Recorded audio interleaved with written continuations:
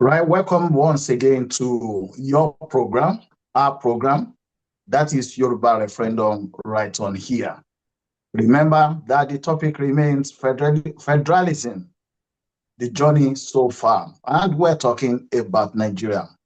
My name is Oluwadamilare Yerokun, and of course, on your program as usual, we have our guest, Alagba Femi Odede. You are welcome to the program, sir.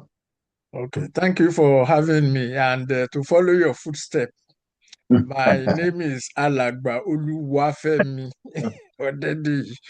To follow your footsteps. Okay, thank you for having me. All right. You are most welcome on the program Okay. once again, and we're looking forward to a fruitful deliberation. Yeah. For those that are watching us, or those that will still watch this program, remember that you could check all the other programs that we've done under this title. This will be the 10th Yes. program. So you could check on YouTube, check Yoruba Referendum Committee, and you'll be able to have access to all those clips. Also, if you go on Facebook, and that is Yoruba Referendum Committee as well, you'll be able to join us and you'll be able to have access to those resources as well. Remember that on YouTube, like videos, and of course, subscribe to Yoruba Referendum Committee. We are kicking off today's program and looking at the run to the 2027 election. Alagbafemi Odedeyin, in terms of your agitation, that is for Yoruba referendum bill that has been submitted for its acceptance, and for it to come forth as a core topic to be discussed in the lead up to that election. What are your thoughts? What sort of progress do you see between now and the end of the year? Oh, thank you. That's a very loaded question. Yeah. But it has a very simple answer. When civilian rule was returned in 1999, at that time, the whole question of federalism or restructuring was a major political force. And some of the, especially in the West, some of those in the AD and Afenifere at that time were saying, okay, let's take power. When we take power, we'll come and deal with the issue. So they took power and they didn't actually deal with the issue. They were dealing mostly with themselves. Afenifere is AD, AD is Afenifere, Afenifere is not AD, AD is not Afenifere. And that was what took up most of the time. So if we fast forward it now, if we remember when in 2023, when the Patriots visited the president, what he told and presented him with their own plan for restructuring, what he told them was that, okay, he will deal with it, he will address it after he has completed his economic reforms. Apparently, the economic reforms have not yet been completed because he hasn't addressed the promise that he made. So now we are entering into another round of elections. And again, the mantra among several people is, okay, yeah, when we win the second term, we will address it. So you will find a connection between 1999 and now and in between. So all those who are saying, don't worry, when we get to power, we will address it. They were in power, they didn't address it. They are going to get to power, they probably won't address it. And all the promises that were made actually sidestepped the question, the issue. So what we are saying now is uh, it is now on us. And we have been saying that over and over, that let us become the pressure, the political party pressure in Yoruba land with this program, only this program. We are not talking about so-called competence or government, or I will provide light, I will provide this, I will build roads, I will build all that. Anybody can do that if they want to build roads, if they want to build roads and all the kinds of things.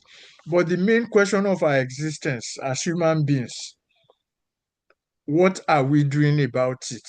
So it is now left for us to put the pressure, and we use the word engagement, to engage these politicians that for the past almost 30 years now, they have been telling us that they will address it when they get to power. They have been getting to power without addressing it. So the only guarantee we have now of addressing it is when we make it the political issue in the land. So it becomes a public engagement. That's why we are doing this kind of programs. We were doing radio calling programs before and all the rest and all that. But the moment our voices become stilled, that is when we keep quiet and we say, okay, Yeah. let's give them a chance. Then the further away we are from resolving the problem. So there's nothing, whether you support Tinubu or not, nothing stops us from saying, okay, oh, Mr. Tinubu, Mr. President, this is what we want. That has nothing to do with whether you want him to be second term or you want him to be third term or whatever term he wants to be. But the question is, our own expectations are absent in their political campaigns. So they are doing all the permutations, who will be governor, who will be this, who will be president, who will be that, and all that, and all that. And in the process of doing that, you lose sight of the basic. Okay, so now we are now saying, okay, the president created the forest guards in terms of security, Abi, a short while ago. Yeah. They went to town, oh, we have forest guards, train them and arm them, and they will get rid of banditry. In Kwara State, right there, right at our doorstep. Not even Kwara State is a bad description. I will say in Igbomina land and Ikiti land, because these are Igbomina and Ikiti people. So if we say Kwara State, it may look distant. But if we call it by its real name, which is Igbomina and Ekiti land, they have killed the Yeah. forest guards that were sent there or that were trained there. By the bandits killed them, the so-called bandits killed the forest guards. So the forest guards were completely irrelevant. So these are the realities on ground. And if we, as Yoruba people, uh, surrender our ability to dictate to our representatives what we want, we will be the ones that will become victims, as we are seeing in Igomina and Ikitiland now. So that's why we are saying all these things, all these states and all that. It makes it alienates it removes you from your land, and that's why I say when we say Kwara State, you are likely to think, okay, it's another place. But if you look at it as an Igomina or as an Ekiti, it becomes personal. It becomes individual. It's not the administrative division that will determine how you relate or you react. It is your humanity itself, your being human. So I think it is a wake-up call for Yoruba people especially. So while the politicians are campaigning, we should also start our own campaign. And we have an advantage now. We don't need to wait for anyone to win the elections. We already have the bill before them. All we are saying is commit yourself publicly to passing the bill and acting on it. That is So, our electoral mantra. Commit yourself to this bill and commit yourself to act on it publicly. So let everyone start making that demand. And if they commit themselves publicly and they win, and then they get there, they win the election and get to office and start all their shenanigans, that will be between them and us, because they have made a public declaration as to what we expect from them. So even if they object to the referendum, yeah, let them make it public. We don't need it. Then we know we are not for it. But let us start making the demand. We are not saying that by making the demand, they must agree with what we are saying. No. What we are saying is we are making the demand. Let them say yes or no. Then we move from there. But if we just keep it as an academic exercise and start analyzing, and we have been analyzing for the past 30 years so with the same people. And before I forget, I won't paint all of them with the same brush. When the idea started in 1999, it was Governor Lamadeshino of Oyo State who rose up to agree. When this whole thing started at that time, it was initiated by a group known as Alajobi, a group of Yoruba organizations and all that. And after all sorts of consultations and stuff like that, a draft constitution for Yoruba land was presented, and the executive government, the executive council of Lamadeshino as governor, they held a meeting on it and they endorsed it as a government in Oyo State. That was Lamadeshino, the famous prisoner of war under Abacha. Right. So this is not something our politicians cannot do, because some of them have done it before.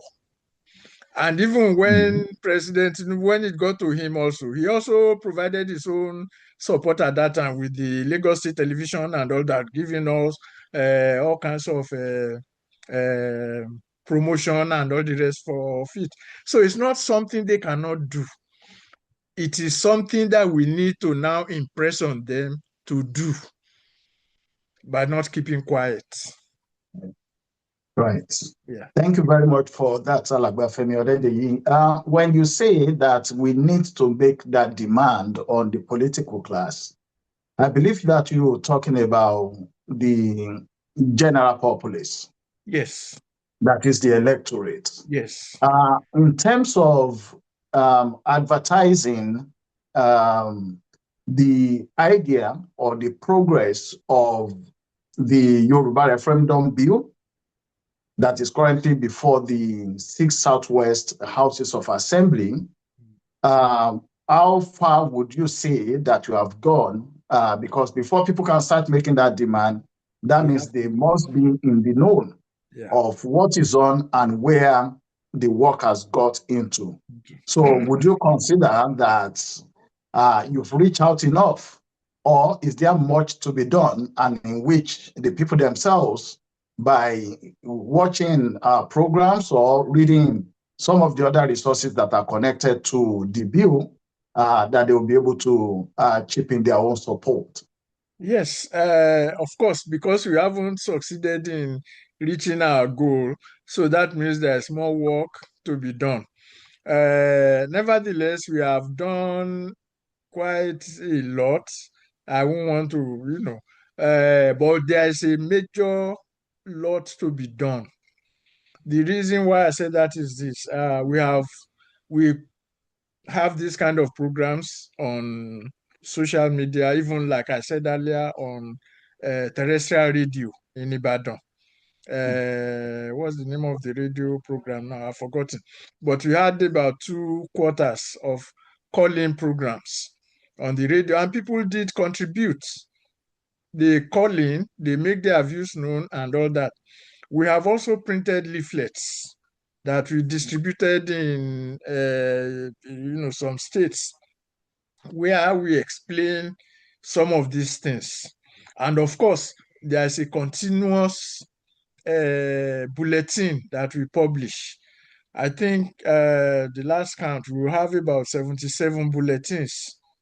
It used to be weekly bulletins, and then, so, but up to 77 on this same issue. Of course, we are also constrained by limited resources. So maybe that's why it hasn't, but there's certainly more work to be done. And part of what needs to be done is, like you said, uh, whoever is interested and accepts the program, like by watching this program, which we post on social media, on WhatsApp and all the rest, let them follow, let them share it with their contacts, let them discuss it with their peers. So let the word spread around. This is not a question of someone being the quote unquote leader, and someone will now go to court and challenge that leader and say that no, who elected you leader? And then we start arguing about it, like they used to do among the politicians. No, everyone is a campaigner. It has nothing to do with contesting for office. It has nothing to do with opposing anyone contesting for office. It has nothing to do with supporting anyone contesting for office. It has everything to do with what you want for yourself, for your family, for your land, for your generations to come. Like we have said, like we are saying, the kind of generation that we had at the time of the First Republic is different from the kind of generation we have now. Even the kind of generation that came up after the military, after the military, and then we have civilian rule and stuff like that, it has changed. That was why during the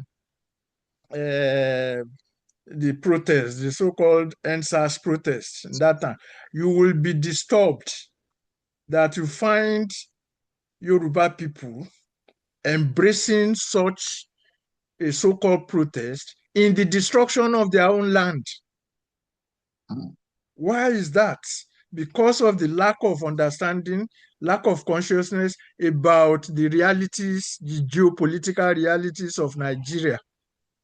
So you now have a generation who has no connection with their historical trajectory, now dictating, so when they talk about youth and all the rest of it, now dictating the pace.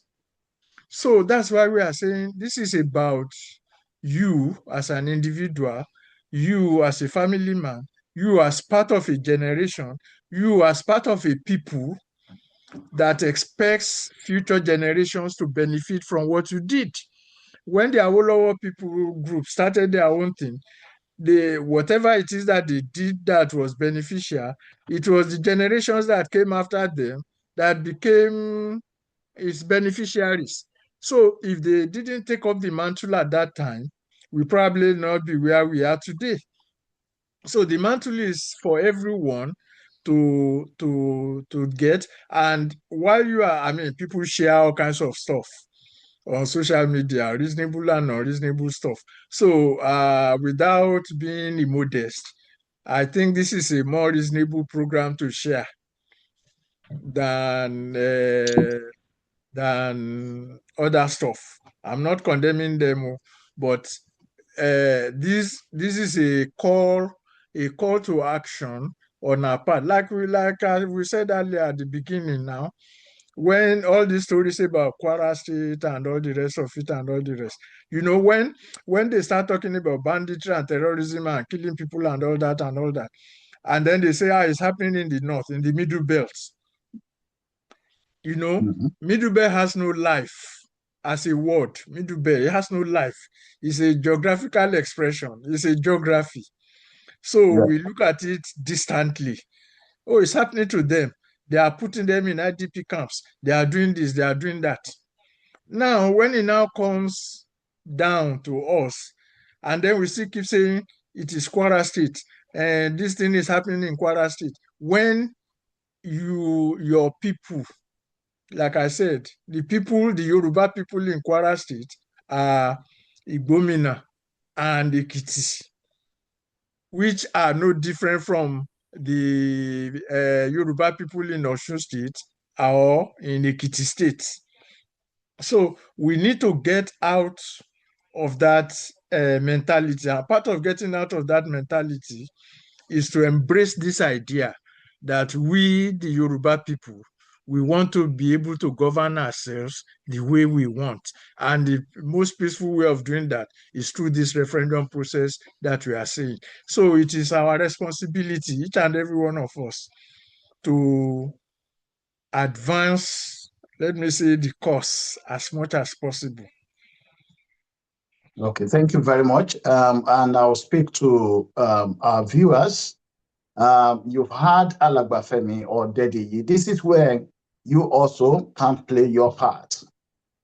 If you want to get in touch with Alagbafemi or Dediyi, please send a message to yorubaref@gmail.com.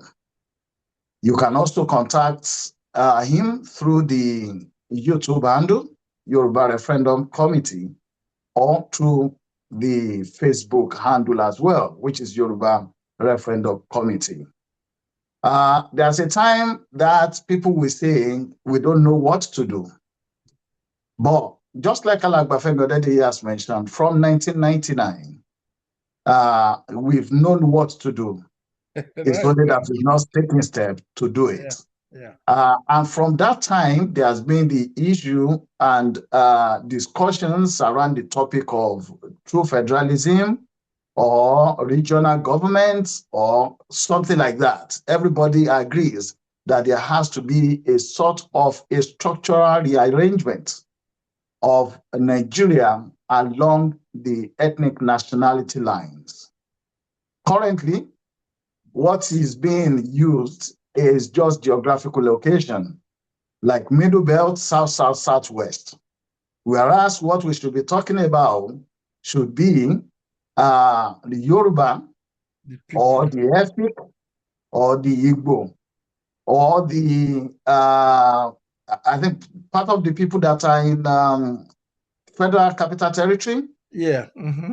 Baggy Yeah, people, Baggy and Co. So that yeah. we are actually identifying us as we are. Yeah. And not just by geographical location. Yeah. So, and there's a lot that you can do. One of it is sending out and sharing this program, and the other ones.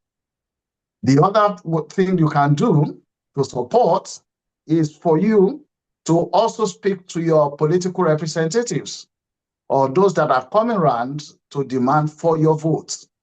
The era of 1 Congo of rice or one recharge card of 5,000, by now, we should know that it no longer works. You get that 5,000 for 4 years, you don't have anything to show for it. So it's time now that we have to take step and we have to be responsible, especially the Yoruba, as we will say. Alagbafemi or Dediyi. Yes. Just during the week, a gentleman who was said to be a security analyst by name Nuruddin Ananjero gave an interview. It was just like it was invited, hosted by one of the media houses. And he was talking about how the insecurity in the North could be dealt with. And what is striking about his explanation is that it has to be dealt, the insecurity in each area has to be dealt with by the people local to that area. He mentioned something like, we know ourselves. If we have somebody within the community, the person will have a father or a mother or an uncle will be an uncle of somebody or an aunt of somebody. If the person activities within the community is doubtful, it will be easier for that community, that is its own people, to call the person and try to check on him. And he make reference to Amotekun that was set up in the Southwest. Yeah. And his point was that the Amotekun that was set up by the Southwest people, which he said belongs to the Yoruba, that all the people in the Amotekun, that they recruited only Yoruba people. Yeah. That is their own people who are local to that environment and who knows each other. And he was advocating that if they are actually serious in the North, that this is what they should do as well. Yeah. Now, with what this comparison, I want you to just in a few minutes talk about a section of the bill that actually dealt with those people that will be in the military and in the police to be restricted, sort of, to a certain percentage to people that are local to Yoruba land, which we can say is promoting what we can call local intelligence. Yes. Yeah. I mean, for the military, what we have is that there will be a division of the Nigerian army in Yoruba land. 90% of them will be Yoruba people, and the commander will be Yoruba people. Why we said 90%? Well, we know there are some other non-Yoruba people living in Yoruba land who may be interested in that kind. So we leave room for that. But 90% of them will be Yoruba people. The commander will be Yoruba people. That is one. For the police, it's a Yoruba affair. And more beyond that, we also advocated to have our own judicial system from the local courts up to the Supreme Court, where all manners of crimes will be decided within Yoruba land, up to the Supreme Court. The Nigerian Supreme Court will only concern itself with constitutional matters, either with the federal government or between regions and all the rest of it.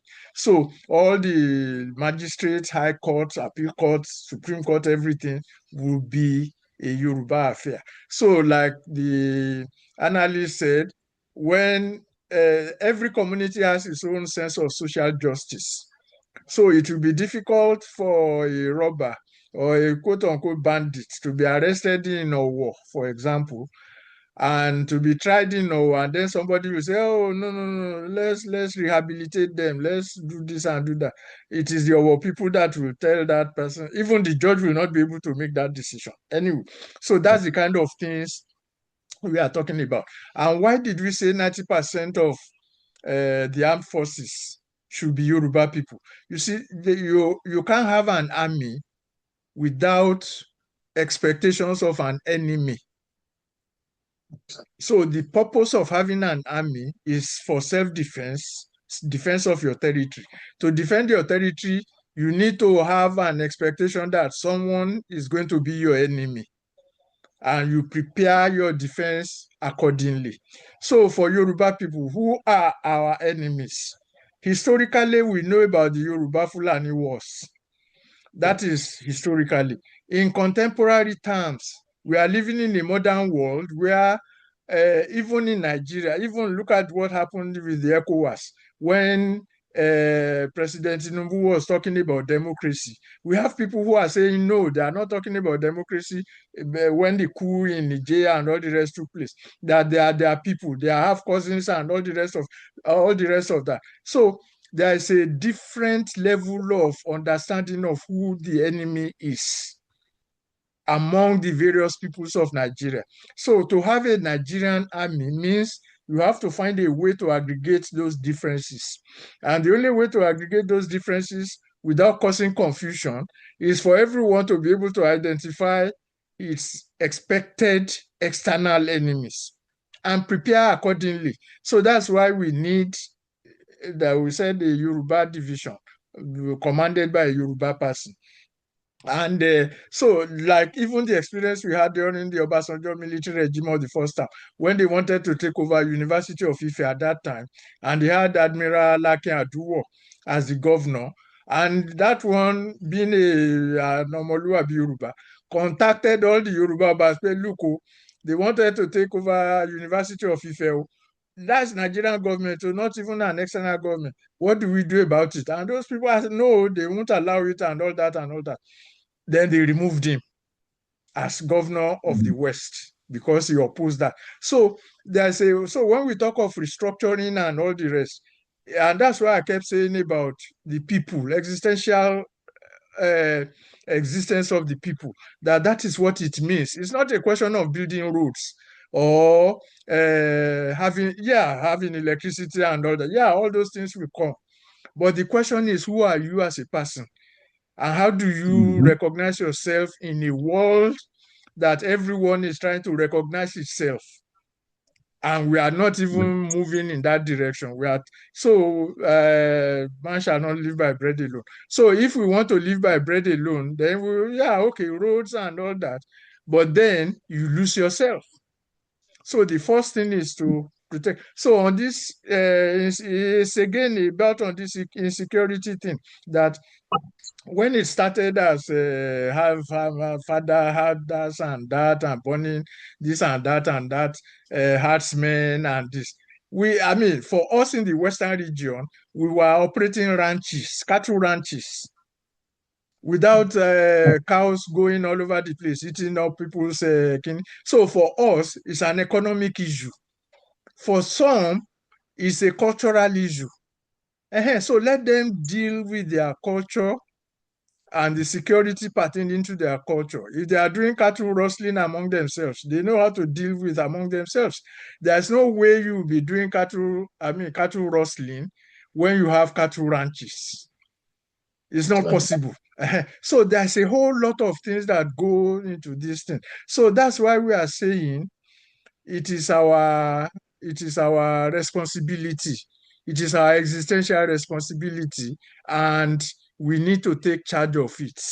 So all these, so when they talk of state police and all that, and then you have a state police that the federal government is going to be controlling, you can't even control it. Your community cannot control the police that you call state police.